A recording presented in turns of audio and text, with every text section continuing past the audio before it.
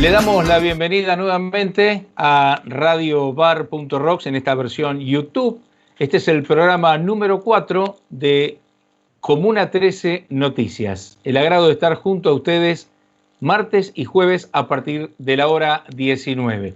En este caso vamos a compartir esta nota con Virginia Fernanda González. Ella es museóloga y es la directora del Museo Histórico Sarmiento, que está ubicado ahí, a una cuadra de Cabildo y Juramento, 200 metros por mejor decir.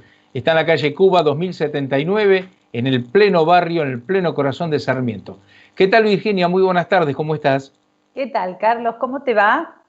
Pero muy bien y alegre de poder conversar con vos, porque tenía las referencias, pero nunca pudimos conectarnos, así que en este momento sí lo vamos a hacer a partir de ahora. ¿Cuál es la importancia de ese Museo Sarmiento en Cuba y Juramento? ¿La importancia hoy o la importancia hace 200 años? Y mirá, muy buena tu pregunta, porque tiene una importancia hoy, pero vamos a ir desandando ese camino, porque esa casa, ese museo, tuvo muchas actividades hace 200 años, como vos bien decís. Contanos, empecemos de aquel entonces. Bueno, si empezamos desde que fue municipalidad del pueblo de Belgrano, tenemos que hablar de la década del 60 del siglo XIX. Lo importante que tiene esa casa y por lo que se la declara Monumento Histórico Nacional en el año 1938 es porque en el año 1880 se declara allí la federalización de Buenos Aires, además de que sesionó el Congreso unos meses en la década del 80. Muchos se confunden y creen que fue la casa donde habitó Sarmiento. Realmente no. Allí no habitó Sarmiento. No fue una casa, digamos, sí han vivido algunas personas, pero no fue una casa concebida como casa, sino como un edificio público. En realidad la casa de Sarmiento tuvo varias moradas, pero la casa que podemos decir que hoy es, digamos, la casa de San Juan, es la que está en la calle Sarmiento y Libertad. En ese lugar sí vivió Sarmiento. ¿Y por qué realmente esta casa hoy es el Museo Histórico Sarmiento? En realidad porque fue el espacio o el lugar que se consiguió en el año 1938. Claro. A principios de... ¿Vos me frenás cuando quieras? Porque me empiezo a ir por las ramas a veces. Tengo ese pequeño inconveniente. Porque inclusive en esa casa donde vivió Sarmiento, en la calle Sarmiento, ahí querían hacer el museo y al final se terminó haciendo ahí donde están ahora. Exactamente. Augusto Belín Sarmiento, que tenía la colección de su abuelo, hace una serie de tratativas con el Estado Nacional para lograr que se declare, que se cree se funde este nuevo museo. Estamos hablando de la década del 10, de la primera década del siglo XX. Se hace una ley, la 9011, si no me equivoco, y en esa ley se determinó, perdón, la 9008, me estoy equivocando, no me acuerdo bien el número, no importa. En esa ley se declara que la casa que hoy es la Casa de San Juan iba a ser el edificio de este nuevo museo. Se arregla todo y cuando se va a comprar esa casa, el dueño pide más dinero del que habían arreglado. Por eso el Estado se echa para atrás y si bien queda creada la institución, queda sin un edificio. Uh-huh. Augusto, que era un gran coleccionista y un gran promotor de su abuelo, sigue peleando por la creación del museo. Finalmente, las cajas, dicen que eran 10 cajas, se van al Museo Histórico Nacional. Y ahí queda mucho tiempo. De hecho, De Lepiane, que era director en la década del 20, decide abrir una sala de Sarmiento, o sea que abre una de esas cajas, sí. Pero igualmente el museo seguía sin edificio. Recién en el 38 Ricardo Levene consigue este edificio que tiene una relación, digamos, se federaliza la capital de Buenos Aires como la capital de la República y eso tiene un hilo conductor en la vida de Sarmiento porque Sarmiento durante muchos episodios a lo largo de su vida la cuestión capital de la República a él él estuvo en la discusión. De hecho, Pensemos en Argirópolis en el año 1850, cuando publica Argirópolis, que dice que la capital de la República tenía que estar en la isla Martín García, por ejemplo. Sí. Tuvo situaciones, opiniones encontradas respecto de la cuestión capital. En muchas oportunidades dijo que Buenos Aires no podía ser la capital de la República, pero al final de su vida, nosotros tenemos ese documento expuesto ahora en el museo, escribe un documento inédito, el cual dice: Buenos Aires es, fue y será la capital de la República Argentina. Finalmente decide publicar eso. La decisión de él finalmente es que Buenos Aires tenía que ser la capital. Por eso digo, el edificio, más allá de que no fue su casa, está ligado con él y con Avellaneda, porque nosotros tenemos la colección de Avellaneda también en el museo. Claro.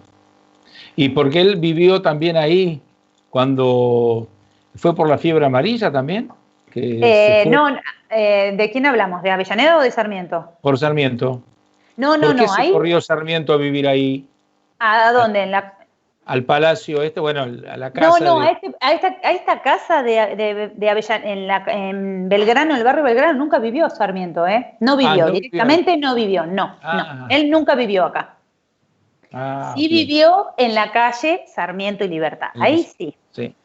También en su casa del Delta, también en esa tapera que tenía, en la casa de San Juan, tuvo muchas moradas, pero no en esta.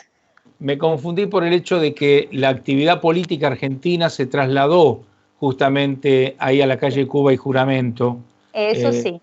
Pero no tenía que ver con la fiebre amarilla. La fiebre amarilla es en el 71, durante la presidencia de Sarmiento, pero Avellaneda es el que se va a vivir cerca, no ahí, a la vuelta, digamos, de lo que es hoy el museo, porque, había por los problemas políticos y agitación que se estaba viviendo, pero no por la fiebre amarilla, eran dos situaciones distintas.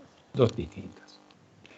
Sí, y hoy es claro que es importante el museo, por supuesto. Nosotros tenemos enfrente el Museo Larreta, y muy cerca, que es de la ciudad, y muy cerca el Museo Irurtia, que es nacional también. Así que tenemos bastantes museos en Belgrano, ¿eh? Una zona cultural y comercial muy interesante. Tenemos algunas fotografías que nuestro compañero Matías Martínez está en condiciones de poner cuando vos decidas, y vamos ilustrando la nota cuando vos quieras, Virginia. Bueno, dale. Entonces, mientras pasan las imágenes, ¿quieren que les vaya contando un poco? Sí, si tenés la posibilidad de observarlas tranquilamente, decinos. Por favor, dale. Matías, cuando vos puedas, poné las imágenes y vamos viéndolas.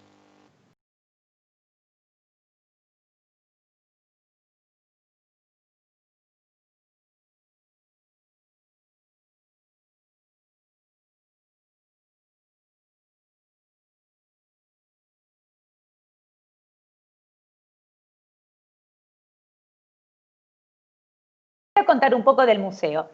El museo se crea justamente en el año 1938 para el aniversario, ¿no?, de la muerte de Sarmiento, que es el 11 de septiembre. Así que hace muy poquito el museo cumplió 50 años.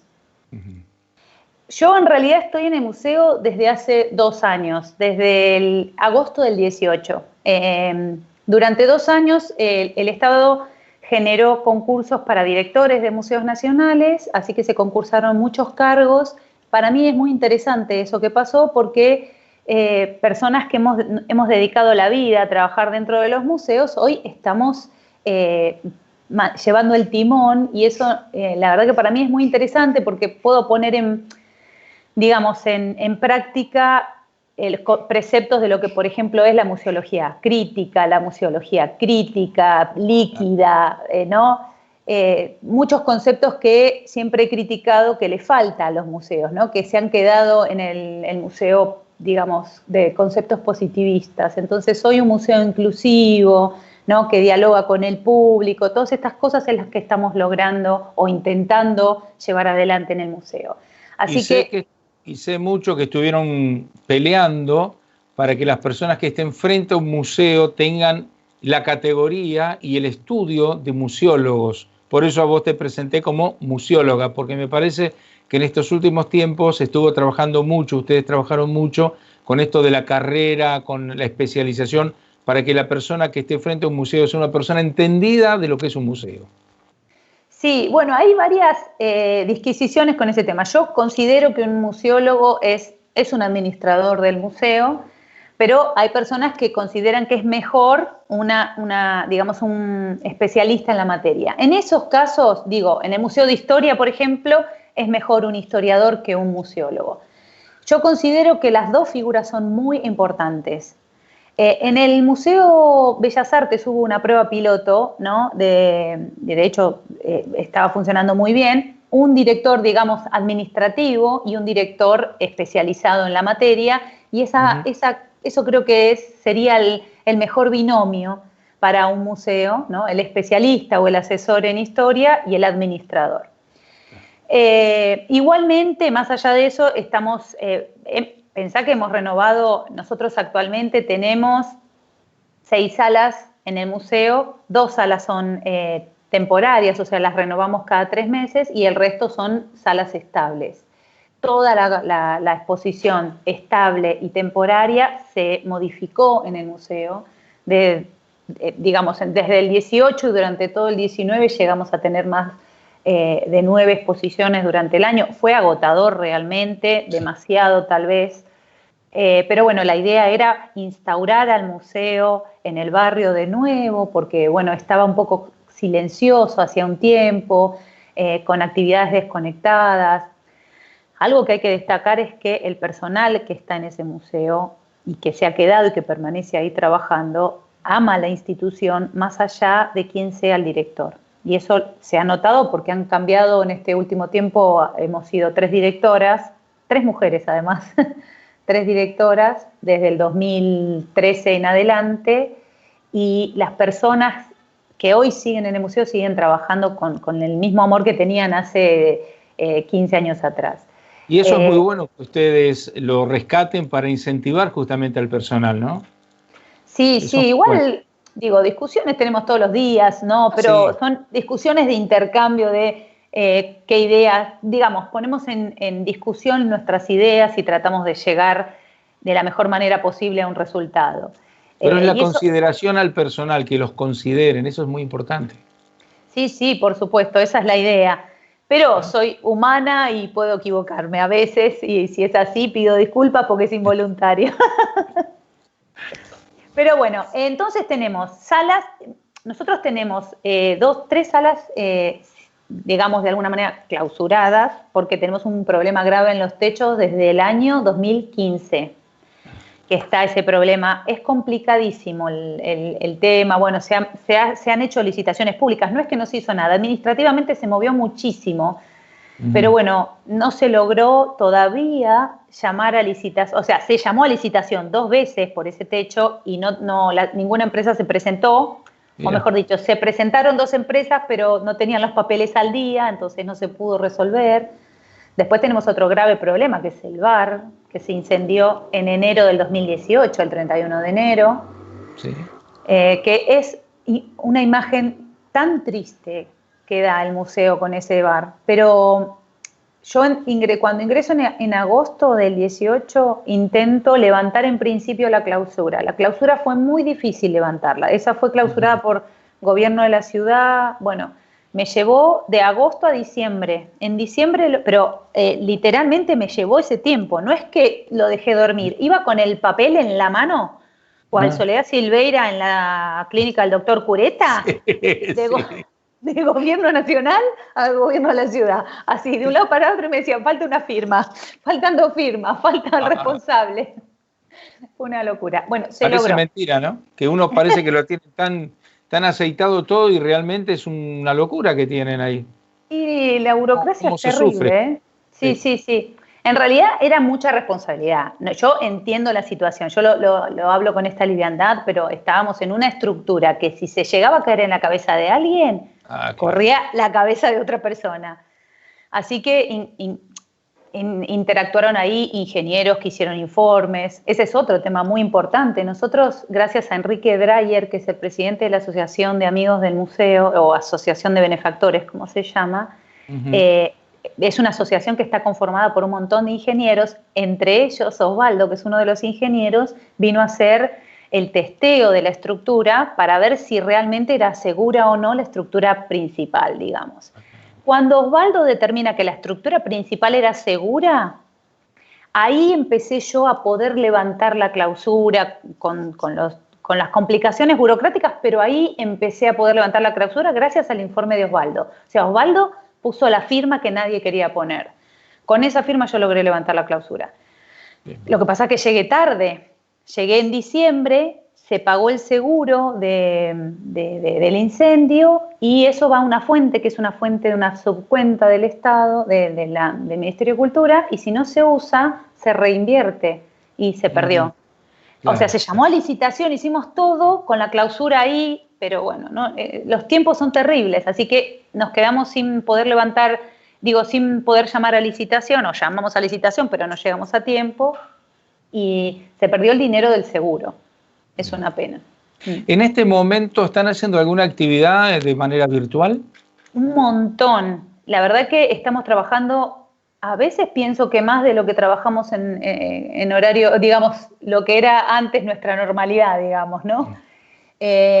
Nosotros damos conciertos en vivo los miércoles por Instagram, conferencias jueves y viernes, y ahora estamos programando un evento de teatro grabado, teatro leído durante los sábados. Así que estamos trabajando en eso, ajá, además de todas las efemérides. La verdad que tenemos mucha actividad en redes.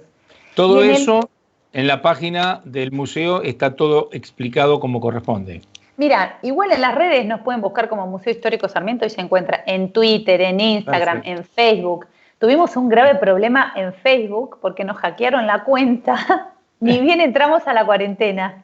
No teníamos, sí, terrible, teníamos 9.000 seguidores, era una de las plataformas que más usaba la gente del barrio, sí, sí. Porque aparte nosotros tenemos un público mayor muy grande, y mucho es del barrio. Entonces ellos se comunicaban con nosotros mucho a través del Facebook, y al hackearnos el Facebook perdimos un gran grupo ahí, y lo lamentamos muchísimo. Intentamos recuperarlo, pero trabajando con la Dirección Nacional de Museos, pero no lo logramos. Facebook, la verdad, se portó muy mal con esto. Nos pidieron certificados y demás hasta que nos cansamos después de 2 meses y terminamos abriendo un Facebook nuevo que ahora, bueno, tiene 200 seguidores, así que para llegar a los 9.000 nos va a llevar tiempo. A mí me llega mucho lo que decís porque ese museo lo conozco desde 1970 y participé, lo visité en varias oportunidades. En la época de Liceda, el director era Liceda. Pero mira, hace años. Y entonces, bueno, mira, era novio con mi esposa y ya cumplimos 36 años de casados, así que fíjate vos, más 6 de novios, saca la cuenta. ¿Qué es lo que encuentra el visitante cuando se reabran las puertas en el Museo Sarmiento? ¿Qué tesoros guarda ese museo? Mira, el museo tiene toda la colección que guardaba el nieto de Sarmiento, Augusto Belín Sarmiento. No es todo el patrimonio que pueden encontrar sobre Sarmiento, porque hay patrimonio de Sarmiento en San Juan, hay patrimonio de Sarmiento en el Museo Franklin Rawson, hay patrimonio de Sarmiento en el Delta. Nosotros tenemos un archivo de más de 15.000 documentos, casi todo epistolar, muy grande, que de hecho los investigadores consultan muchísimo. Una gran parte de lo que fue la biblioteca Sarmiento y la de su nieto, y objetos muy particulares como la banda presidencial, su bastón presidencial, el que le regaló Urquiza justamente, el sillón articulado que durante muchos años fue conocido como el sillón mortuorio, porque Augusto dice que su abuelo murió ahí, sentado, y sin embargo no fue así. Él muere en una cama y luego, por esta costumbre de sacar fotografías mortuorias, lo pasan al sillón porque en realidad él muere en una cama con sábanas blancas, en una pared blanca, y la verdad no se veía que era Sarmiento, parecía un manchón blanco. Claro, entonces deciden sentarlo en su silla, pero como había pasado mucho tiempo, esto lo cuenta uno de sus médicos, Candelón, en un informe que hace, y dice, como había pasado mucho tiempo, lo sientan, pero ya tenía rigor mortis. Entonces le tapan sus piernas con una manta y allí le sacan la foto. Esa es la foto que se difunde, no la de Sarmiento en la cama. Nosotros tenemos las dos imágenes en el museo y por supuesto el sillón. Así que en realidad, bueno, muchísimas cosas. Su diario de gastos cuando viaja a Europa, a América y África, donde todos dicen que Sarmiento escribe que hubo una ménage à trois, ¿no? Él dice, en realidad concretamente dice orgie. Entonces, muchos han criticado a Sarmiento porque dice que era tan meticuloso que hasta los gastos de las orgías escribía, pero sin embargo, él era masón. Entonces, esto se le denominaba a una reunión masónica, porque de hecho tiene dos orgías una detrás de la otra, ¿no? Un día y al otro día tiene otra, y paga por eso, y anota una de un precio muy elevado y otra de un precio muy bajo. Hay muchas teorías sobre esto. Hay un escritor que justamente dice que en realidad era una fiesta. Y como lo que hace Sarmiento en ese libro es anotar los gastos en el idioma de cada país, orgie en realidad era una fiesta como si fuera una fiesta normal, no una orgía como la concibimos hoy, pero bueno, hay muchas peleas con eso, muchos se han enojado, pero bueno, ese libro lo tenemos expuesto en el museo, por ejemplo. Mira. Otro grabado muy interesante es el que le hace su amigo Franklin Rawson cuando es desterrado, ¿no? De San Juan que pasa a Chile. Ese también lo tenemos expuesto. Bueno, tenemos objetos muchísimos, mobiliario, mucho mobiliario, mobiliario de él, mobiliario de Avellaneda, todas las obras, o gran parte de las obras de arte, las pinturas de su hermana que era pintora, su nieta que también era pintora, que en realidad es lamentable que estén en el Museo de Sarmiento y no en el Museo de Bellas Artes, porque han sido dos grandes pintoras y están en un museo donde la verdad se pierde la genialidad, sobre todo de Eugenia. Eugenia fue, la verdad, una gran pintora que se dedicó a la pintura. La hermana de Sarmiento, Procesa, lo que tuvo es que ella pintó muy bien, fue discípula de Montboisin, que era un pintor francés que le enseñó a ella en Chile a pintar. Y cuando se casa deja todo. Eso era una costumbre, ¿no? Las mujeres se casaban y se dedicaban a la vida marital. Sí. En cambio, Eugenia se dedicó toda su vida a pintar, y eso es algo muy interesante porque a fines del siglo XIX la mujer todavía no tenía un lugar destacado en el arte.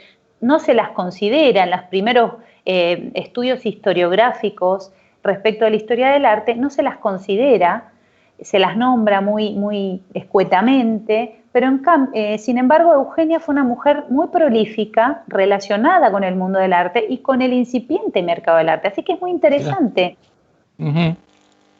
Y volviendo al tema de Sarmiento Masón, era grado 33, ¿no? Sí, y ese edificio tiene toda la simbología masónica, con los 3 escalones, el piso damero, el porche con esas 2 columnas, inclusive en el frente, esa simbología con, bueno, todo lo que es el compás, la regla, y toda esa simbología que se ve justamente en el frente del edificio. Es muy importante, muy interesante todo eso. Sí, en realidad en el frente no lo tiene.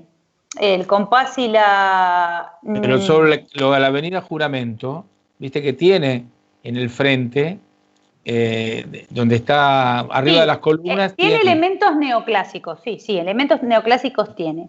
Pero tiene el piso de damero por afuera. Sí. Tiene las columnas neoclásicas, que en realidad son columnas jónicas. Depende qué masón lo analice, te va a decir que tiene y no tiene elementos, porque la masonería hay como varias corrientes, digamos. Por ejemplo, en el otro museo también, digamos, Irurtia fue masón, y sin embargo la casa, hay masones que dicen que la casa tiene elementos masónicos y hay masones que dicen que no. En realidad depende del masón que te toque. Porque Irurtia, esa casa como que se la obsequiaron. Sí, pero él hizo muchas modificaciones.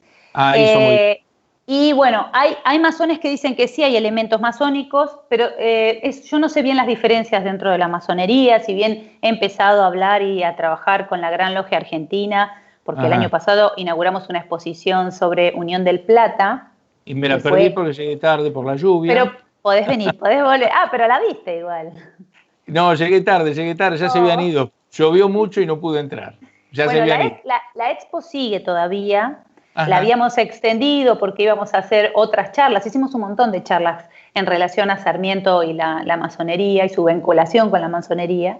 Sí, sí. Es cierto que él en el 60 obtiene el grado 33 y en el 82 ya es gran maestre, pero como todas las situaciones o las instituciones a lo largo de su vida, Sarmiento entra y sale, y cuando sale de manera con mucho enojo, podemos decir. En la masonería pasó algo parecido. En algunas bibliografías dicen que por problemas de salud en el 85 dejó la masonería. Pero también, no depende quién te lo diga, no, él se enojó con la masonería. Se enojó y se fue dando un portazo. Depende del libro que te toque leer y el masón que lo haya escrito. Sí, porque él estuvo como iniciado en Chile y después también acá en Argentina, ¿no? Tuvo en dos logias, digamos. En varias estuvo. Él estuvo no solo en Argentina y en Chile, sino estuvo en Estados Unidos también vinculado a la masonería. En realidad, lo que tiene de interesante la masonería, que en realidad cuando uno lo ve desde afuera, dice qué críptico que es este grupo, pero en realidad son personas que buscan un fin. El fin de ellos es la unión, la paz, ¿no? El altruismo. La verdad que los principios son muy interesantes, ¿no? Libertad, fraternidad, justicia, fraternidad, justa, progresista, ¿no? Bueno, y filosófica, ¿no? Sí, exactamente. Y Sarmiento empieza, sí es verdad, pero ya grande, tenía 43 años. En 1854 entra a la primer logia que se llamaba Unión Fraternal.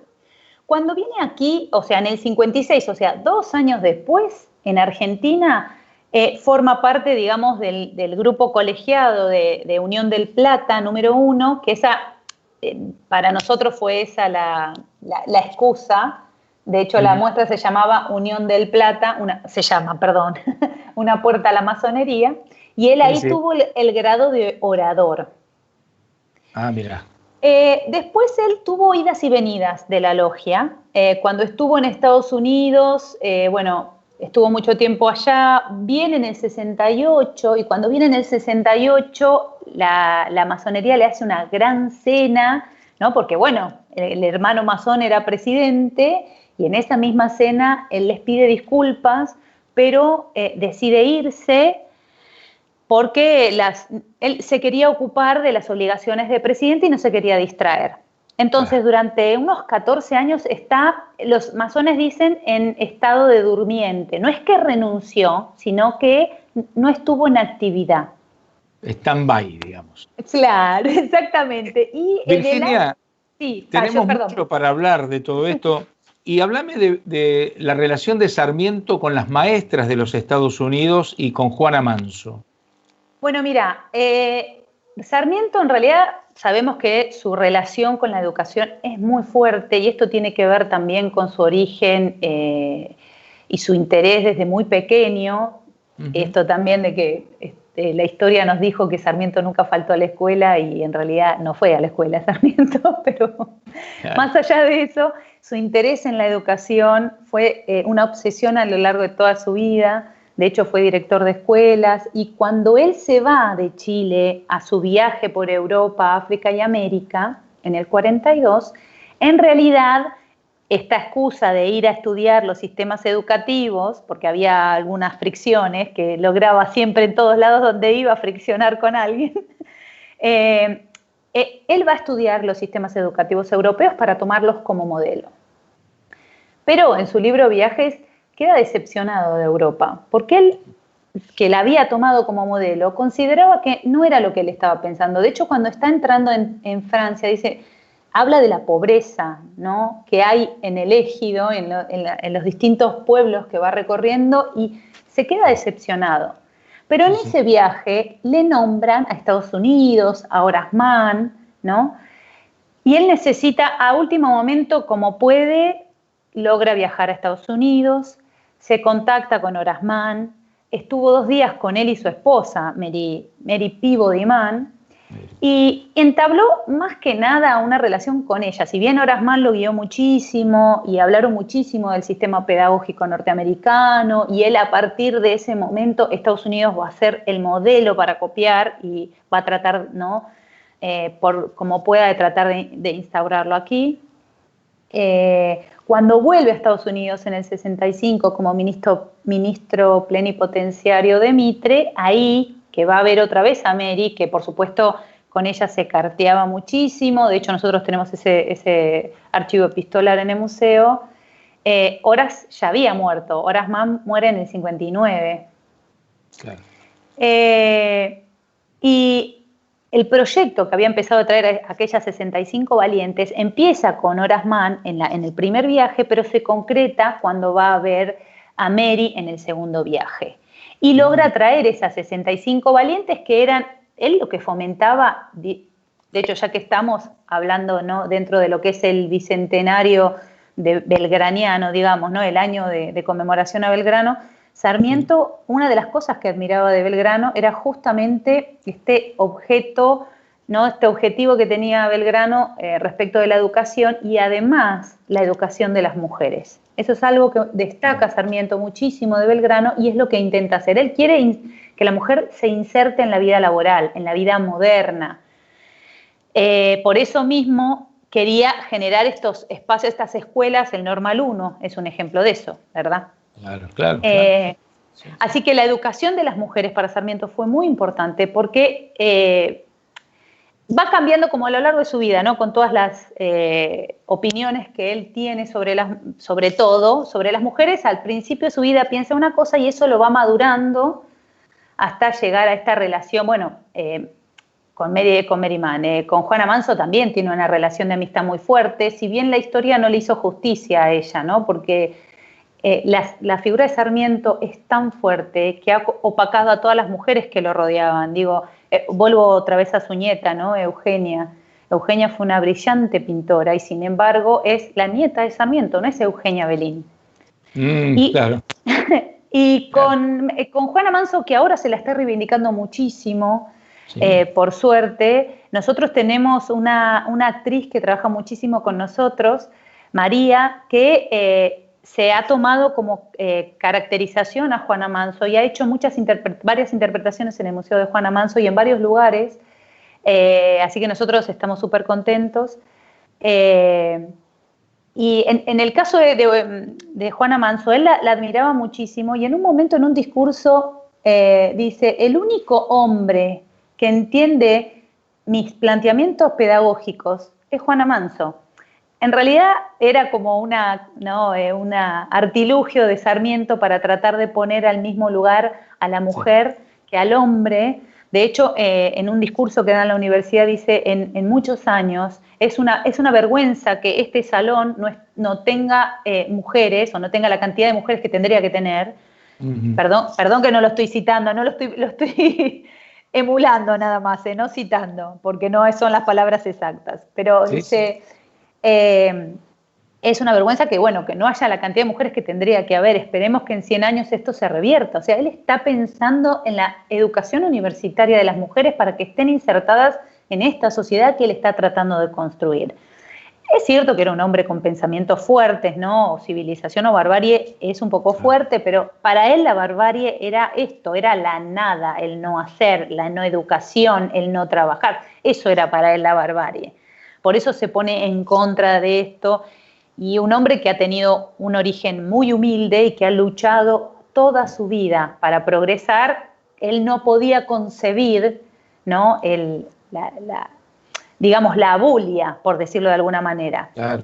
Era un hombre proactivo, ¿no? Escribió todos los días de su vida. Alguna vez alguien lo ha comparado, pensaba, ¿no?, en una de las conferencias que dimos en el museo, ¿qué hubiera hecho Sarmiento con Internet, con WhatsApp?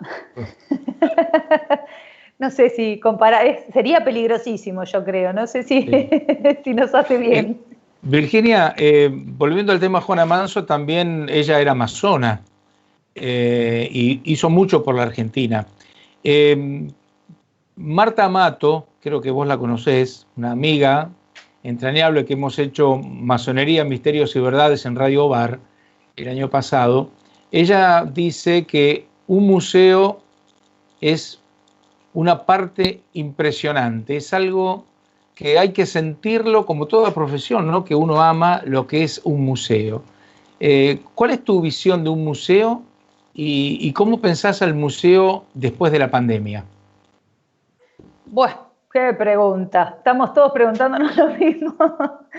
Respecto de la masonería, la mujer es aceptada hace muy poco, por lo menos en la masonería de Argentina, ¿no? Sí, como, digamos, oficialmente.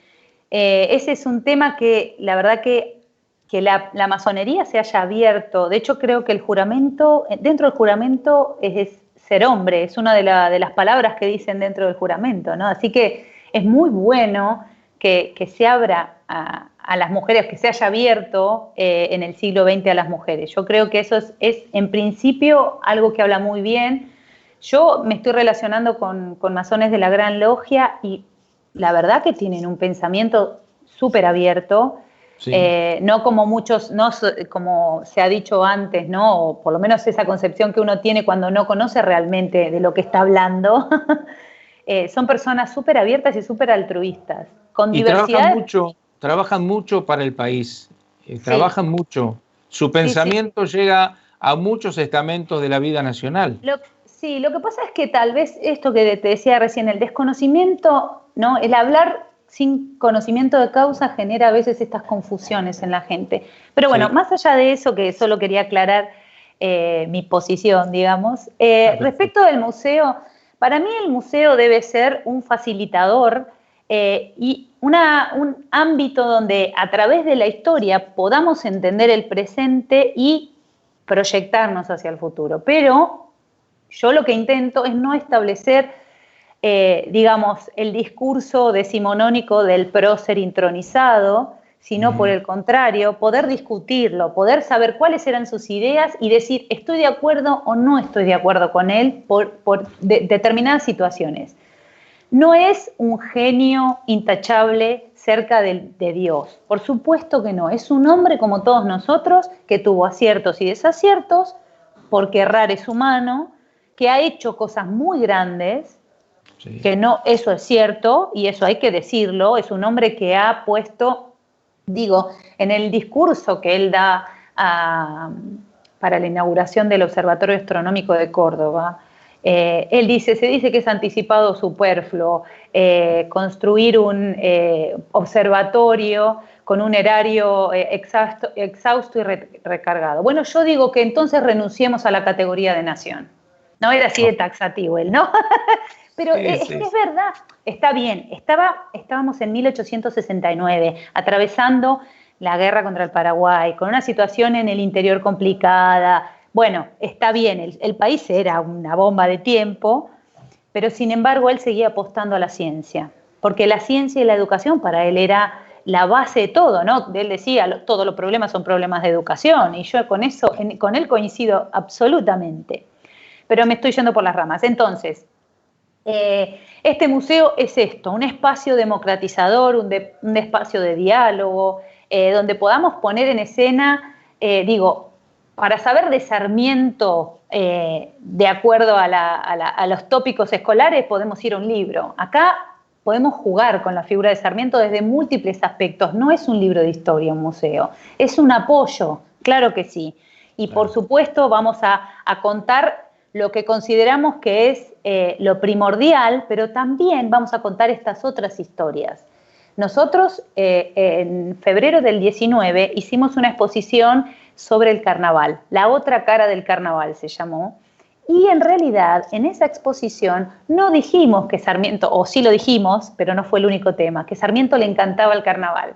Contamos que él se peleó con la comunidad afroporteña por una compañía que él trae de Estados Unidos, que era los Christy Mistrels, y tuvo una discusión con la comunidad, él en el Nacional y la comunidad afroporteña en el diario, no me acuerdo el título del diario opositor, pero bueno, la idea, el Colonial creo que se llamaba.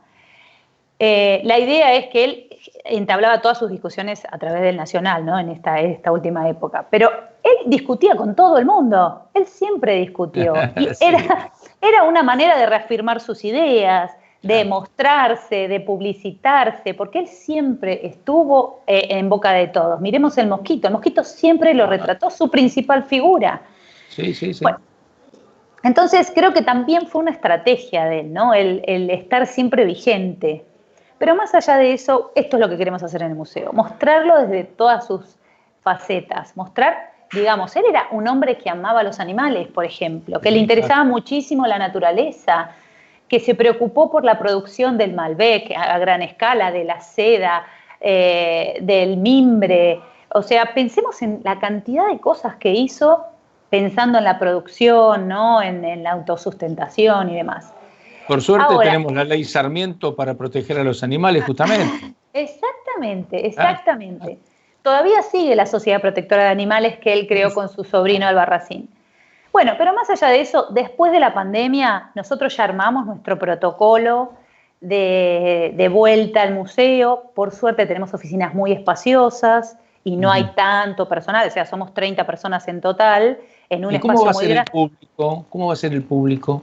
Mira, generalmente en la semana, el problema más grave nosotros los teníamos, ahora veremos, los fines de semana porque se nos llenaba el museo el fin de semana con los espectáculos y demás. En la semana era bastante tranquilo, los colegios eran el tumulto.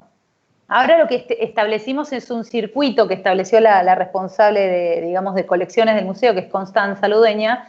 Ella hizo un protocolo de circulación dentro del museo y se va a dejar pasar solamente una cantidad determinada de personas para poder respetar esta distancia social. Vamos a tener, por supuesto, alcohol en la entrada, necesidad y obligación de poder utilizar el barbijo, la cercanía. Bueno, vamos a tener sobre todo guardianes, nuestro equipo de seguridad que va a estar trabajando y supervisando todas las salas para que no se generen estos tumultos, y ventilar, por supuesto, que es lo más importante, claro, porque la ventilación ayuda, ¿no? a disipar el virus este. Así que bueno, vamos a ver cómo funciona, ¿no? Y bueno, nos tendremos que olvidar de la noche de los museos, claro.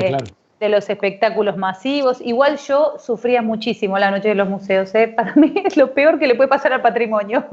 Ah, claro. ¿Por qué?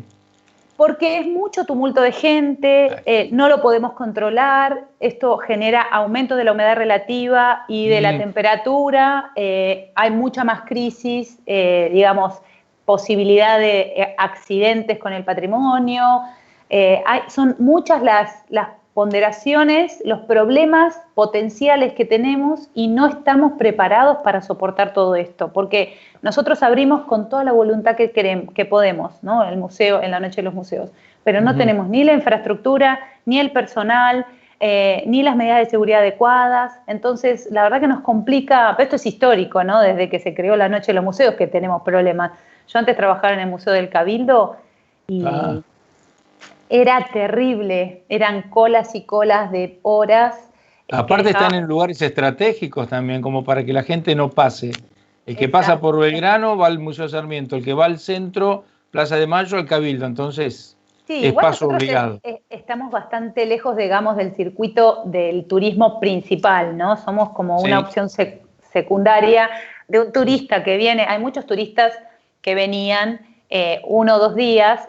Por supuesto, el Museo Sarmiento no era opción, a menos que quisieran visitar el barrio chino. Entonces, dista mucho la cantidad de público que tenemos nosotros de lo que tiene el Cabildo, de lo que tiene el Museo Histórico Nacional o el Museo de Bellas Artes. No es un museo que se piense visitar en primera instancia.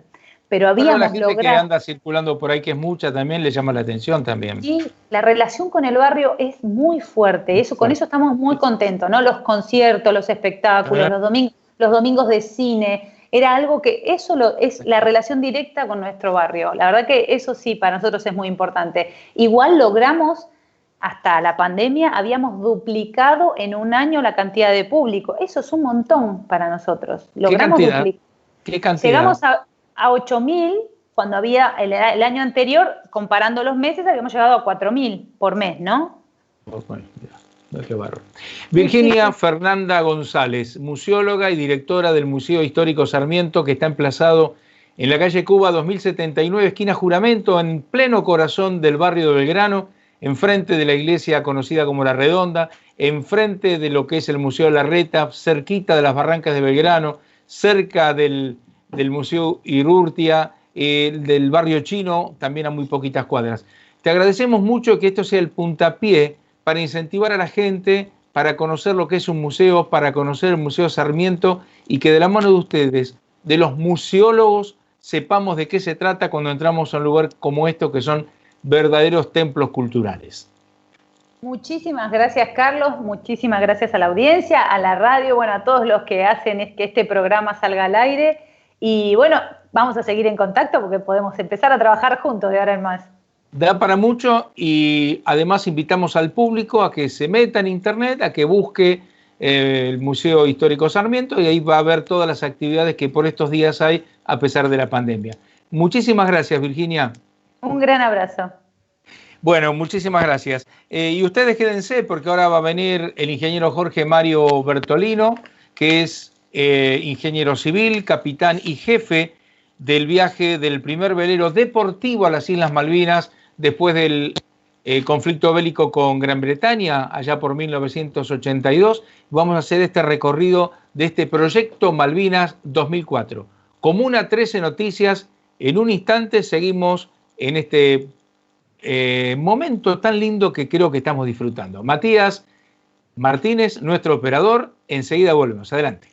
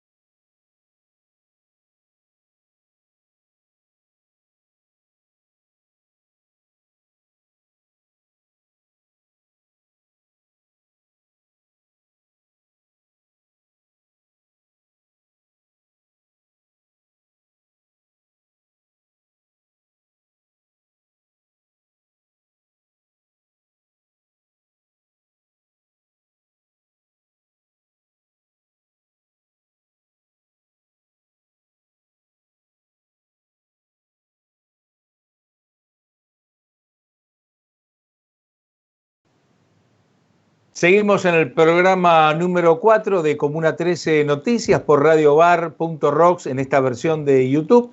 Y ahora, tal lo prometido, con el ingeniero Jorge Mario Bertolino, capitán y jefe del viaje del primer velero deportivo a las Islas Malvinas tras el conflicto bélico con la Gran Bretaña allá por 1982.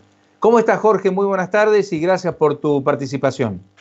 Buenas tardes, Carlos. Gracias por la invitación y buenas tardes a tu audiencia. Es un placer compartir contigo, como siempre.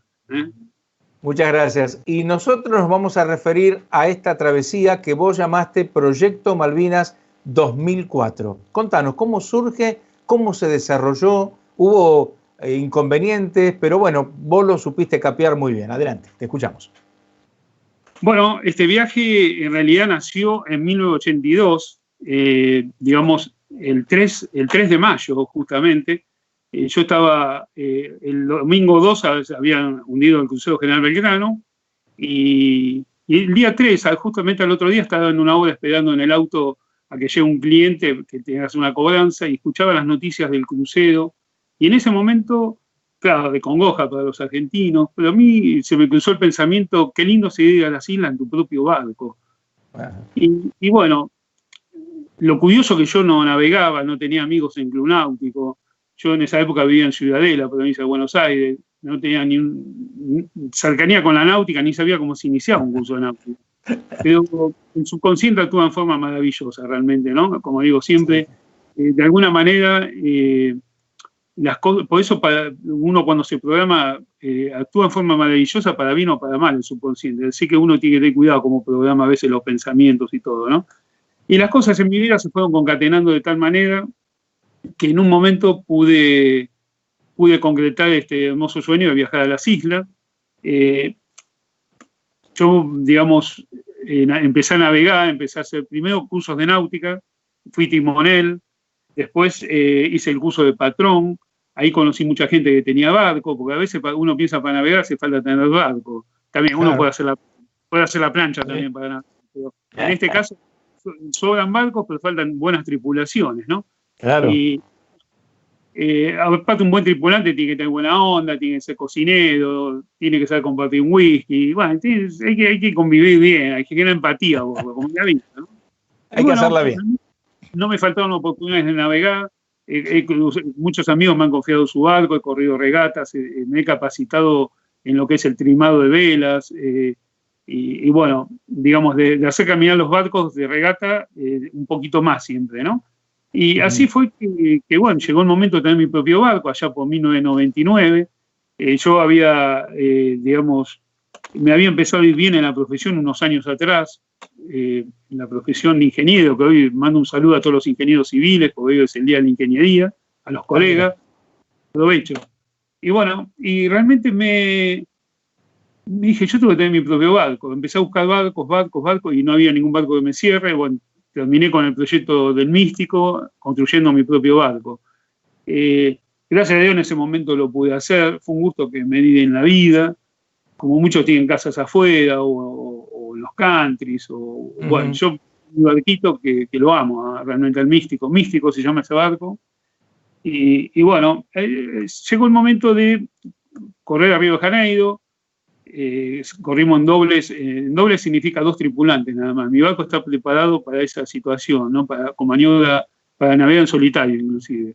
Muy, muy bien equipado. Me esmeré equipándolo, porque yo ya tenía la idea de hacer travesuras en el océano. Entonces, bueno, no es lo mismo navegar en el Río de la Plata que en el océano. ¿Cómo se llama tu compañero que te acompañó justamente en la travesía? Bueno, justamente Ricardo González, que probablemente nos esté escuchando desde las Islas Canarias, donde está radicado, porque hoy hablé con él justamente y le comenté, digo, a ver si, inclusive estaba muy ocupado, pero medio le hubiera querido pedir que nos grabe un mensaje como para pasarlo al aire, pero bueno, no se dio. Le mandamos un saludo, Jorge, un saludo muy grande, ¿eh? Sí, cómo no, un abrazo a Marcelo, que está allá con su familia desde hace ya unos años, fue un gran tripulante, un gran compañero de viaje, un amigo. Y bueno, y fue lo único que se atrevió al viaje, porque en realidad íbamos a ir 4 al principio, 4 tripulantes, había suplentes también para el viaje, y bueno, después a último momento se cayeron 2 personas, dijeron que no iban por causa de fuerza mayor, y los suplentes estaban ninguno disponible, una cosa rara. Y quedamos Marcelo y yo. Entonces le digo, Marcelo, ¿te animás? Vamos en doble. Con él habíamos navegado mucho en doble, ¿no? Corrimos las 500 millas, ganamos algunas regatas, dos apasionados de la vela realmente, ¿no? Y me dice, sí, ¿cómo no vamos a ir? Y bueno, chao, cerramos el trato así y nos fuimos juntos, empezamos a preparar el barco. Esto ocurrió por noviembre, la idea concreta de viajar a Malvinas. Habíamos corrido una regata en Puerto Madero, que habíamos ganado el campeonato, y había una regata a Sudáfrica que queríamos correr, que era cruzada Buenos Aires, Ciudad del Cabo. Y hablando con el organizador en Puerto Madero, le digo, che, ¿cuándo vas a organizar la regata? Y no hay barco. Digo, yo ya conseguí 5 que la quieren correr. Y dice, sí, no sé, sí, y empezó a dar vuelta. Entonces le digo, mira, si no organizar la regata, digo, me voy a las Malvinas. Y ahora el tipo me dice, ándate a las Malvinas, como diciendo, chao, no puedo más. Y bueno, conclusión, ahí arrancamos con el tema de los preparativos. Había muchas cosas por hacer, si bien el barco es un barco bien construido, todo, pero faltaba equipamiento, había que poner un timón de fortuna, concreto, un timón en serio, porque veía al sur, no decía al norte, no solo como el punto de vista del rumbo, sino de la exigencia que tienen los el barcos. Mar Bravío. Sí, hay mucho mito también con el Mar Bravío, ahora ya después vamos a hablar de ese tema. Cuando quieras pedir las fotos, Jorge, que tenemos las fotos que enviaste. Sí, podemos ir pasando lo emotivo que fue, bueno, el primero los preparativos del viaje, que son la primera en la tanda de fotos, son 4 fotitos ahí, y a posterior vamos a ver la cena de despedida que tuvimos, porque bueno, la despedida fue muy emotiva, realmente los veteranos de guerra nos hicieron una cena de despedida, entre los veteranos estaba el capitán Bonzo, el comandante del crucero General Belgrano, el almirante Busser, de la Operación Rosario, cuando se desembarcó en Malvinas, el capitán de Lichini, que su barco mercante, él es capitán mercante, fundido, el río Carcarañá, fundido en el estrecho de San Carlos. Todos unos personajes grosos realmente que nosotros nos sentíamos apabullados con esas presencias. Aún recuerdo todavía la mirada perdida que tenía el comandante Bonzo por la gran tristeza que tenía a cuesta de haber perdido a sus tripulantes y a su barco, ¿no? Realmente fue muy triste. Me acuerdo que nos pidió si podíamos ir a rendirle un homenaje allá a los soldados, a los marinos que estaban en la tumba de guerra, nos dio las coordenadas del barco, todo, pero era muy al sur para nosotros. Realmente a veces por momentos uno hasta dudaba si iba a llegar a Malvinas, entonces ir más al sur de Malvinas era como medio complicado, ¿no? Sobre todo por los hielos que aparecen. Mi barco es de plástico reforzado, de fibra de vidrio, y bueno, y siempre están esos hielos gruñones que se llaman, que están a flor de agua, que uno los ve porque hacen una olita arriba, y para un barco con típico pegar con uno de esos sella el destino final, ¿no? Y bueno, terminados los preparativos, hubo mucha gente que nos vino a ayudar, fue como una idea, un proyecto colectivo, ¿no? Porque se sumó mucha gente, muchas empresas que nos ayudaron, colaboraron con el proyecto. Yo, es más, le había propuesto hacer un contrato con esta gente, digamos que si yo no llegaba a viajar, yo devolvía los materiales, nadie lo quiso firmar. Dice, no, por favor, confiamos en usted. Y bueno, y no fueron defraudados, porque gracias a Dios pudimos ir y venir, ¿no? Bueno, y habíamos planteado como fecha de salida el 27 de enero, el 27 de diciembre, después de Navidad y antes de Año Nuevo, porque bueno, allá los días, digamos, en el sur son más largos, uno a medida que gana latitud, es decir, que va más al sur, se alargan los días, ¿no es cierto?, en verano. Como se achican en invierno, ¿no? El tema que pudimos zarpar, previamente a la zarpada hubo un desayuno de despedida en el club, que ahí hay otra tanda de fotos. Vinieron 120 amigos a despedirnos, realmente fue emocionante. Yo no creo que ni en un velatorio junto a 120 amigos, lo diablo, ¿no? Pero bueno. La salida fue desde San Isidro. Del sudeste. Muchos periodistas, hubo una ronda de prensa, inclusive has estado vos en esa rueda de prensa. Seguramente ahora va a aparecer alguna foto en los momentos antes de desembarcar, estás ahí junto con nosotros caminando. Y bueno, la verdad que fue muy emocionante, la verdad que no pensamos nunca que iba a tener una digamos, difusión tan grande. Y un apoyo muy importante que siempre rescatamos, que es por parte de la Armada, con Mabel Perelli como persona más representativa de prensa en la Armada, que la mano fue maravillosa, bueno, va de la mano de la persona que es Mabel, ¿no? Sí.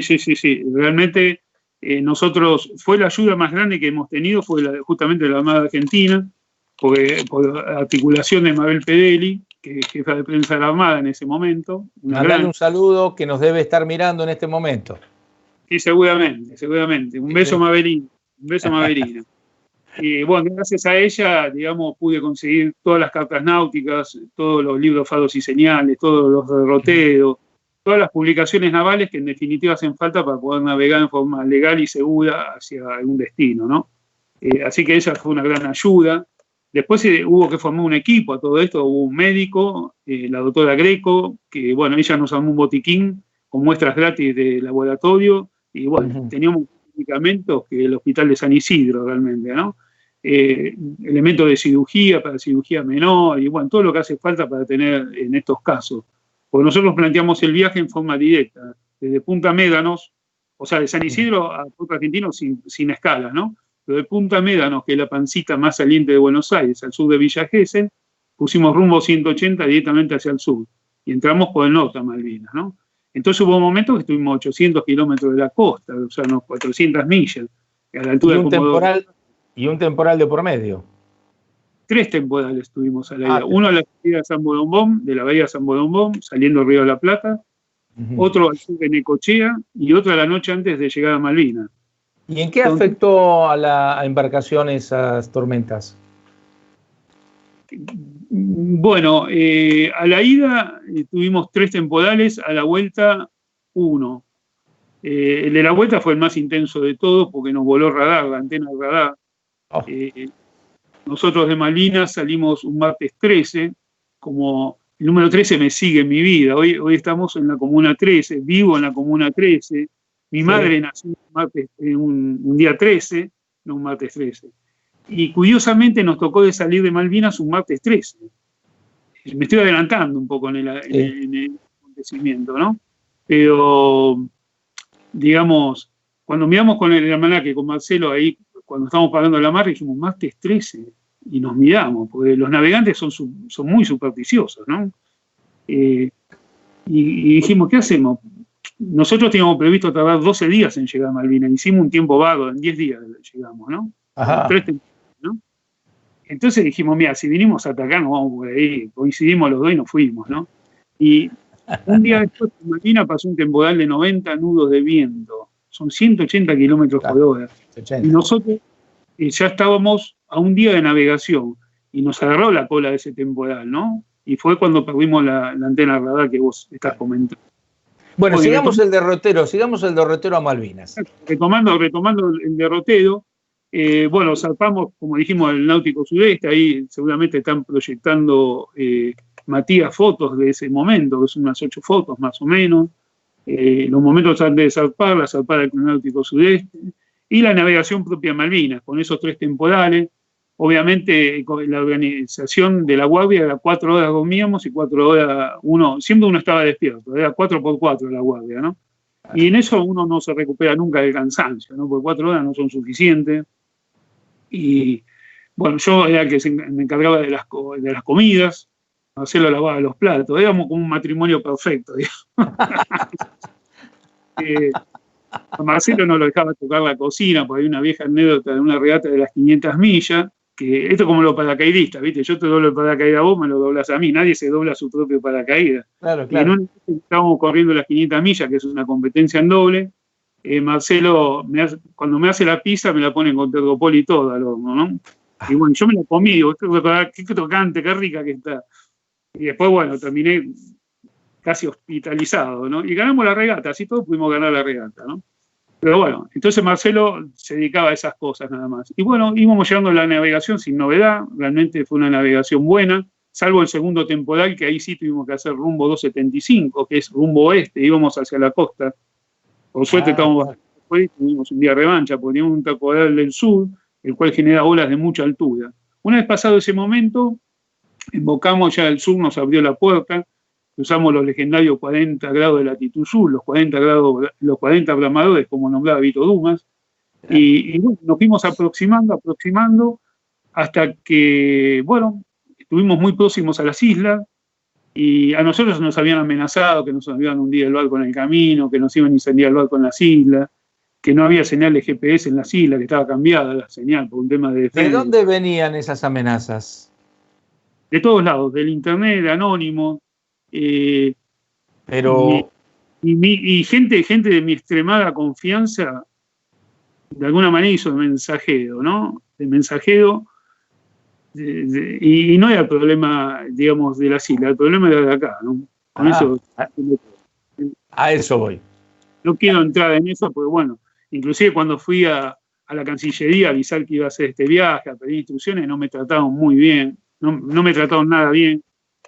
Y es más, yo en un momento le llegué a decir, en ese momento estaba el ministro Rossi, jefe del Departamento de Malvinas, y le dije, mire, no se enoje, digo, tanto. Digo, si yo le hago todas estas preguntas porque no quiero tener problemas. Y me dice, si no quiere tener problemas, no viaje a las islas. Y le digo, ¿sabe que acabo de decir las palabras mágicas? Digo, yo voy a viajar a las islas. Bueno, tuve un gusto de tenerlo a Rossi sentado en primera fila en una charla que di en el Dióculo Argentino, después que regresé. Y bueno, y todo esto que estoy contando se lo dije a él en el medio de la charla, estaba en la plana de la Armada, de la Prefectura. Y bueno, se lo dije, ¿no? Y después me terminó reconociendo y dice, usted fue un gran embajador, me dijo. Y la verdad que fue un reconocimiento lindo, más allá del mal momento que pasamos inicialmente. Bueno, ¿qué pasó cuando llegaron? Bueno, cuando llegamos justamente no veíamos las islas. Por cálculo de navegación, por instrumento, teníamos que estar a la vista de las islas. Y ahí nos bajó una angustia terrible, ¿no? Porque si dónde estaremos realmente, ¿no? Porque veníamos llevando la navegación bien. Y la verdad que nos angustiamos, tuvimos unos 20 minutos ahí con Marcelo, no sabíamos para dónde avanzar, qué hacer, qué no hacer. El barco navegaba despacio, ¿no? Y de repente se liberó la niebla, había niebla en las islas, ¿no? Y aparecieron los cerros. Y fue una emoción, nos pusimos a llorar con Marcelo, los dos como dos chiquilines, ¿no? Una emoción muy fuerte. Como la marcha Malvina, entramos tras un manto de nieblina, ¿no? Ahí apuramos un poco el trámite para ingresar a puerto, para no entrar de noche. Es muy difícil entrar a un puerto que uno no conoce de noche, entonces tratamos de llegar lo mejor posible.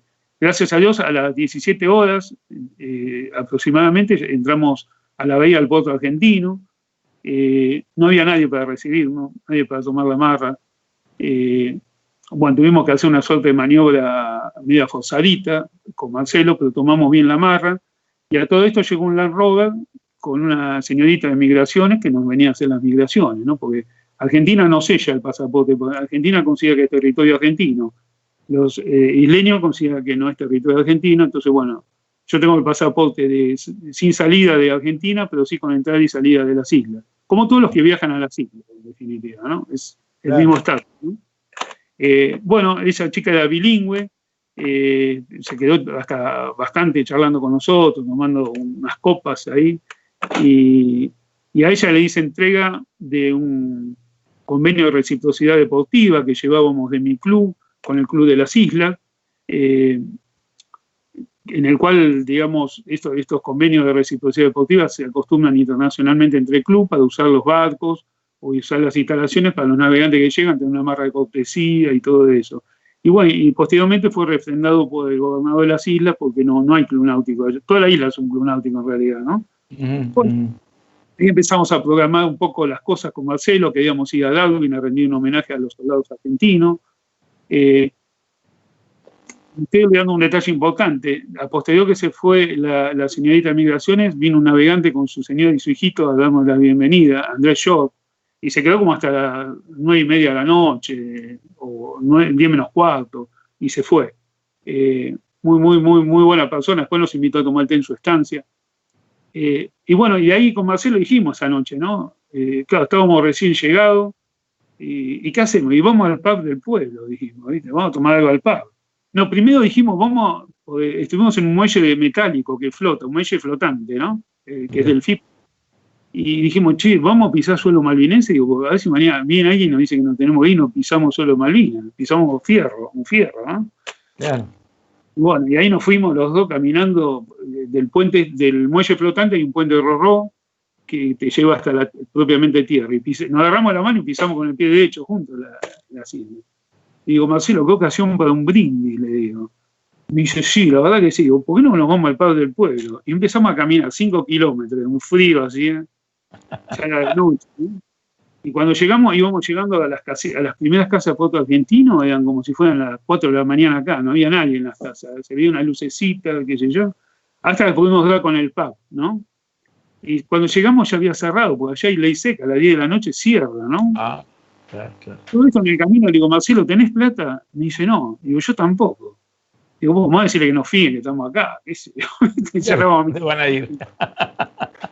Taxi conseguimos para volver. Tuvimos que volver otra vez caminando. Así que bueno, más o menos pinta el paisaje. Al otro día sopló mucho viento, y nos pusimos ya en contacto con un guía íbamos a alquilar una camioneta para ir a Darwin, pero nos dijeron que había muchas minas al costado de la banquina, que sin explotar todavía, y había que ir con mucho cuidado. Allá la mano está cambiada, digamos, está invertida, claro, como circulando los vehículos acá. Entonces claro, digo, mira, Marcelo, no nos sobraba presupuesto, pero digo, no arriesguemos. Y bueno, contratamos a Patrick Watt, que es un tipo que se dedica a hacer este tipo de turismo, y él nos llevó. Entonces le pedimos por una florería, porque queríamos llevar una ofrenda floral al cementerio de Malvinas. El tipo no entendía lo que era una florería, la verdad nos miraba como diciendo, ¿y esto qué? Y hasta que comprendió que queríamos un ramo de flores. Entonces me dice, wow, yes. Nos llevó a la casa, el tipo era floricultor. Tenía atrás un tinglado con flores adentro, ¿no? Nos sacó un ramo, esa fue una emoción. Pues yo pensaba, digo, nosotros haríamos lo mismo. Si viene alguien para ofrecerle Fue todo un aprendizaje realmente. Ellos respetan a nuestros combatientes como no lo respetamos nosotros. No sé si ahora recién se lo está empezando a considerar, o hace un tiempo, ¿no? Y bueno, y así fue que nos embarcamos 80 kilómetros de Puerto Argentino, pasamos por Monte Agradable, que es la base de los ingleses, y llegamos a Darwin. Ahí rendimos el homenaje, realmente hicimos todo un relevamiento fotográfico, porque en esa época no viajaban muchos los combatientes ni los familiares, y bueno, a los efectos de que él quería una foto del lugar donde estaba el hijo, qué sé yo, hicimos un trabajo fotográfico enorme, ¿no? Que no sé si me está siguiendo Matías con las fotos, ¿no? Está en la foto del cementerio argentino, de Darwin, quizás no me estoy salteando el tema de apuntalarlo con las fotos, pero bueno. Y encontraste un pedazo de avión. Y casi mata al hijo, así que estamos bien todavía, no matamos a nadie. Bueno, de ahí de Darwin fuimos a Pradera del Ganso, a Ganso Green, Ganso Verde, y fuimos hasta Pradera del Ganso, nos llevó al lugar donde había sido derribado el avión de Fausto Gavassi, un C-248, un Halcón, una 4B de Fuerza Aérea, y realmente fue impactante ver. La isla es un museo de la guerra, ¿no? Porque uno donde va encuentra cosas, tal es así que uno en Puerto Argentino habrá pasado alguna foto ahí, Matías, con el tema de un ejército argentino en el fondo de una casa, por ejemplo, ¿no? Y son cosas que a uno por ahí le chocan un poco, ¿no? Porque o en el pub donde íbamos había fusiles y cascos de soldados argentinos colgados como souvenirs, ¿no? Y bueno, había que traer saliva en ese momento. Bueno, y después de Pradera del Ganso, ahí le preguntamos a Watt, si podíamos llevar algún souvenir de los restos del avión, y él dijo lo que quieran. Y bueno, así fue que yo busqué algunas piezas especiales del avión, donde estaba la chapa de fabricación, el número de matrícula, digamos, con la idea de traerlo y donarlo a algún museo. Ahí va a aparecer un video que cuando diga Matías nos quedamos en silencio para verlo. En el momento que se efectúa la donación, después de 13 años que vinimos del viaje, recién la Fuerza Aérea nos pudo recibir ese material, que está en la Escuela de Aviación de Córdoba, que tiene un museo, y la verdad fue una emoción, fue concretar una misión pendiente que yo sentía que tenía en la vida, que era que descansen en su lugar esos materiales, ¿no? Así que cuando el operador lo disponga, nos avisa. Descanso. Invitamos a las autoridades a tomar su asiento. Gracias. A continuación, llega un momento muy especial. la Fuerza Aérea recibirá la donación y entrega de los restos del fuselaje del avión A4B, matrícula Charlie 248, al mando del entonces primer teniente don Fausto Gavazzi. Los restos de esta aeronave, que se encontraban en la isla Soledad, son el fiel testimonio del alma de un guerrero que asumió con valor y heroísmo la custodia permanente de esas tierras. Seguidamente se formalizará la donación a la Fuerza Aérea Argentina de los restos de este fuselaje. Invitamos a la familia del primer teniente Gavazzi, junto al titular de nuestra institución, a recibir esta reliquia. Entrega el señor Jorge Bertolino, jefe del proyecto Malvinas y capitán del velero Místico, embarcación que fue constituida como el primer barco deportivo de bandera argentina en arribar y desembarcar en las islas luego del conflicto del Atlántico Sur. El señor Bertolino ha recuperado esta porción de nuestra historia luego de 22 años y en virtud de ello realiza esta donación para su custodia en la sala de Malvinas de esta Escuela de Aviación Militar.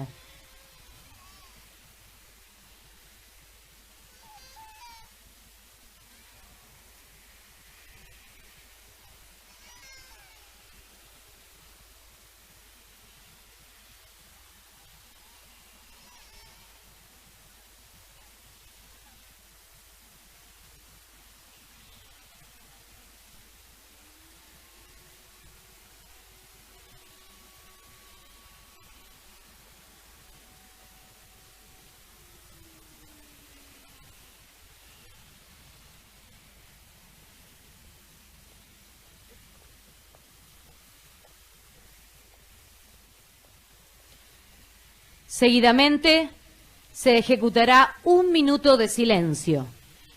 Agrupación, firmes. Presenten.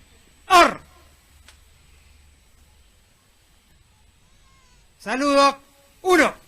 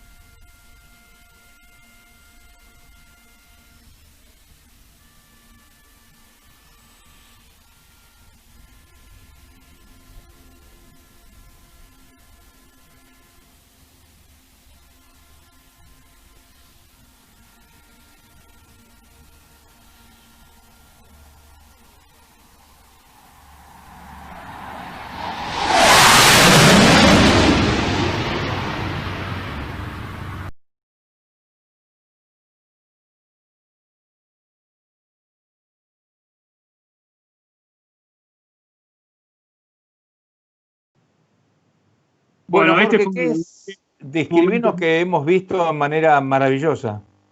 muy emocionante, la verdad que es la misión cumplida. Estaba la mujer del piloto, la señora de Gavazzi, la viuda de Gavazzi, y estaba el jefe de la Fuerza Aérea, el número 1, y la verdad fue muy emocionante. Viajé en Hércules, de ida y de vuelta, desde Aeroparque. La verdad que me trataron, me mimaron excelentemente la gente de la Fuerza Aérea Argentina. Así que un orgullo. Gracias. Nuestros héroes, ¿no? Porque son nuestros grandes héroes, los pilotos, igual que los marinos, igual que la gente del ejército, ¿no? Cada uno en su medio. Bueno, allá recorrimos, fuimos a un pub, nos vinieron a visitar varios navegantes, quisieron que le conozcamos el barco, querían conocer nuestro barco, estuvieron a bordo. Hubo una señora, la señora más aristocrática de las islas, que se llama Red. Ella tiene una casa, la casa más importante, En la casa de ella para el príncipe Andrés cuando viene de Inglaterra a las islas.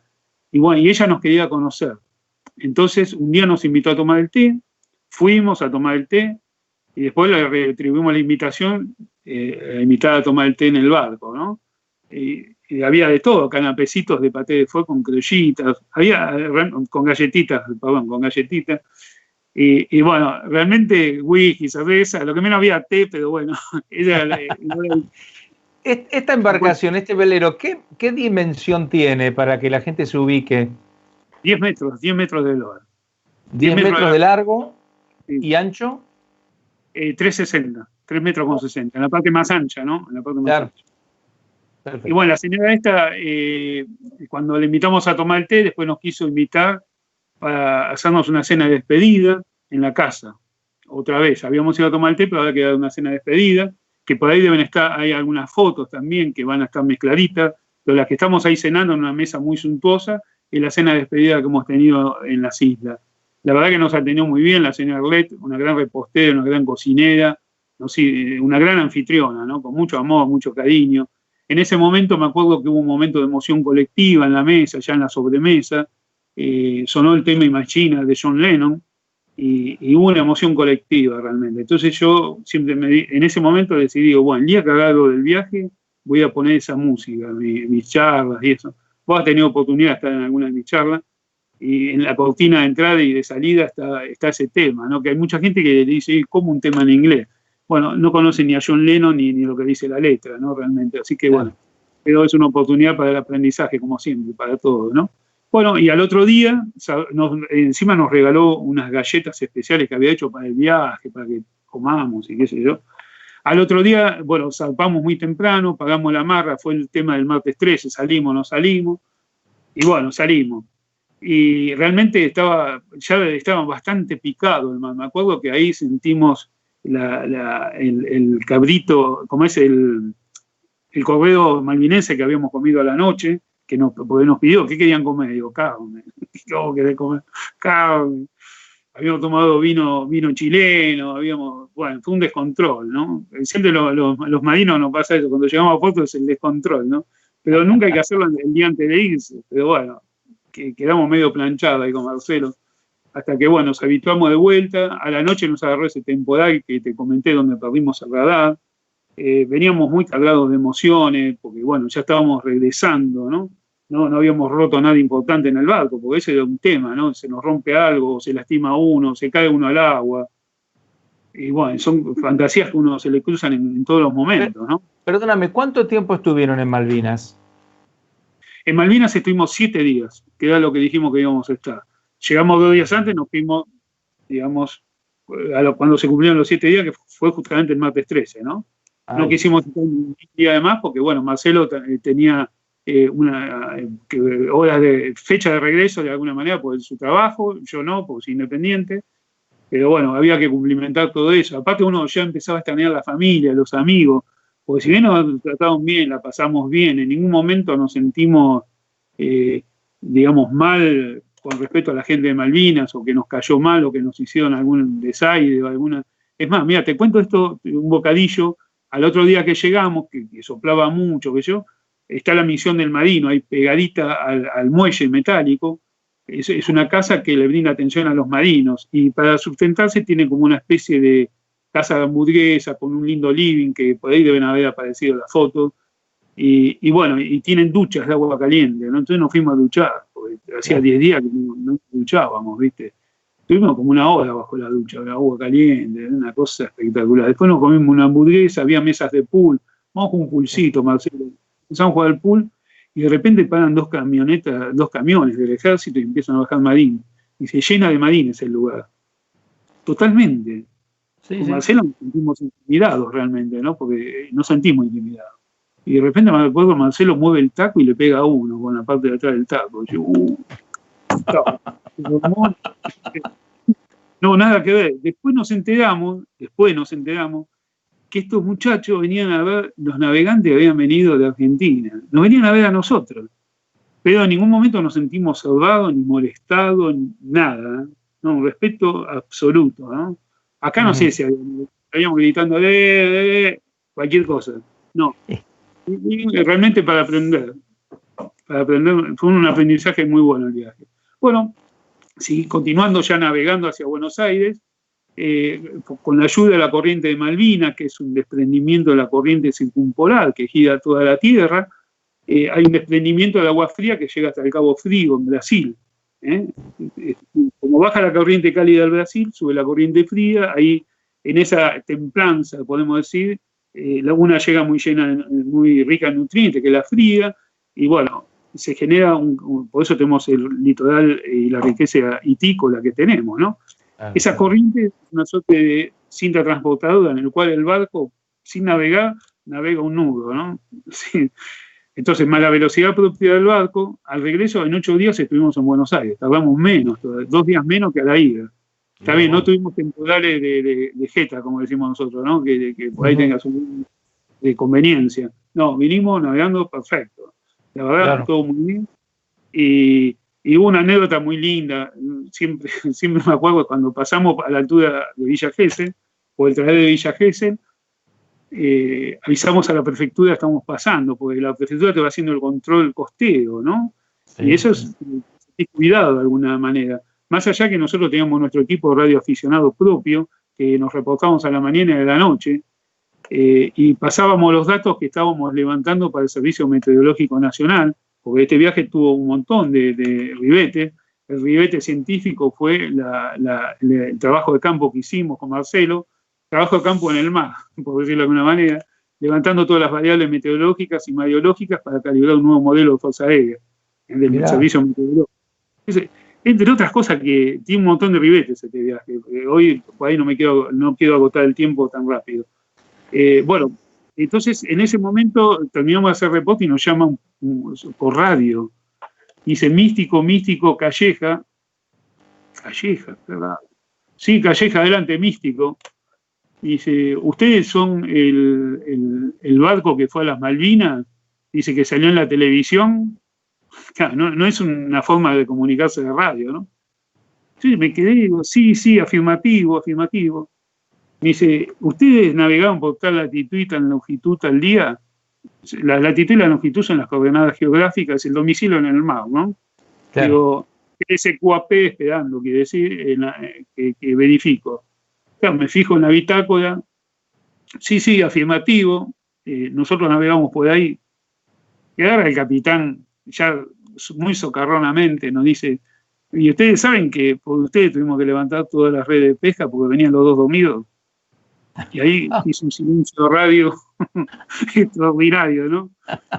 Bueno, disculpe, no, porque justo veníamos del temporal ese al sur de Necochea. Entonces agarra el tipo y dice, no, ya está, no se hagan problema. Que yo digo, bueno, mire, lo que corresponde, digo, que yo un día vaya al puerto de Mar del Plata e invita a la tripulación a una vuelta en la cantina del puerto, digo. Es lo mínimo que puedo hacer. Y cada vez que voy a Mar del Plata siempre está en marea de pesca el Calleja. David se llama el capitán. Ojalá me esté viendo y ojalá un día lo pueda encontrar, porque realmente son cosas raras, ¿no? Lindas y raras a la vez, ¿no? Que bueno, nos conocemos por radio, no nos conocemos personalmente. De ahí seguimos navegando. La idea era llegar a las 17 horas a Dársena Norte.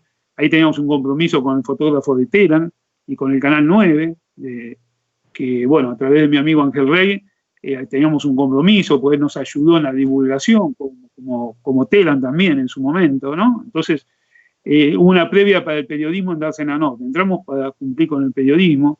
Ahí nos vino a recibir, nos escoltó 2 lanchas patrulleras de la Prefectura Naval Argentina. Es más, ahí ellos filmaron la llegada nuestra, que le agradezco porque si no, no tendría ese documento. Y nos dieron prioridad de uso de canal. Prioridad de uso de canal lo tiene la Fragata Libertad, los barcos de guerra y los barcos que transportan gas metano que van a Escobar. Tuvimos ese privilegio. Me acuerdo que había ahí en el antepuerto un buque de portacontenedores que el práctico nos debía estar puteando en 20 idiomas, ¿no? Porque tuvo que esperar que entre un velerito, ¿no? Así que, y fue muy emocionante la vuelta a Buenos Aires. Estar en Buenos Aires era una cosa espectacular, pero la querencia estaba en San Isidro. Es decir, nuestra meta era volver al club, porque allá estaban todas nuestras familias, todos nuestros amigos esperando que arribemos, ¿no? Sí. Bueno, terminados los compromisos periodísticos, encaramos para San Isidro. nos escoltó la Araucanía de Roberto Robe, y bueno, a medida que íbamos aproximándonos a San Isidro, empezaban a venir barcos a recibirnos, ¿no? Un montón de amigos.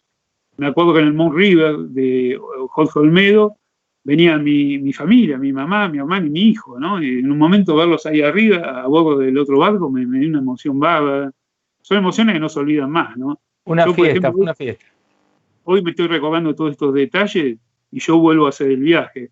Yo, digamos, siempre me han invitado a dar conferencias sobre el viaje, que hay todo multimedia que tengo preparado, y ya llevo más de 45 en Bahía Blanca.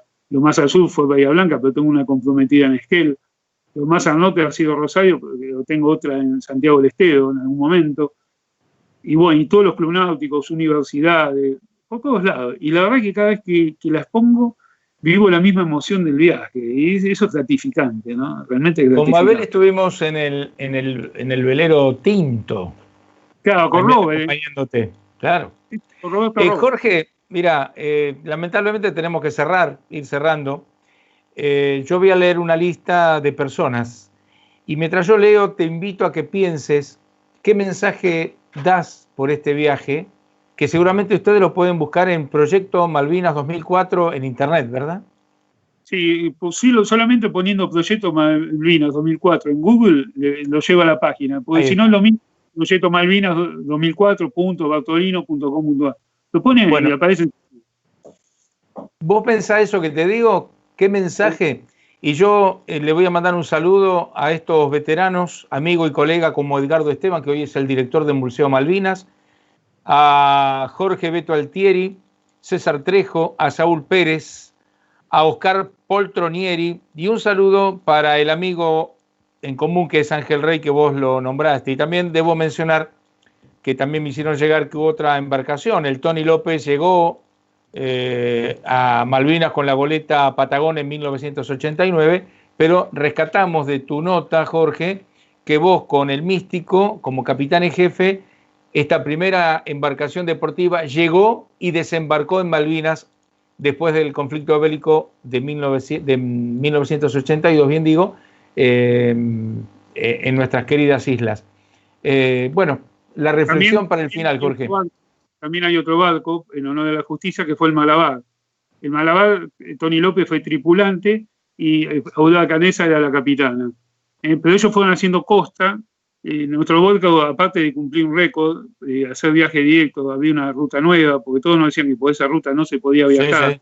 Sí. Y bueno, nosotros estrenamos una ruta que después abrimos una línea, porque después empezaron a ir barcos que sí llegaron y desembarcaron y haciendo la ruta nuestra.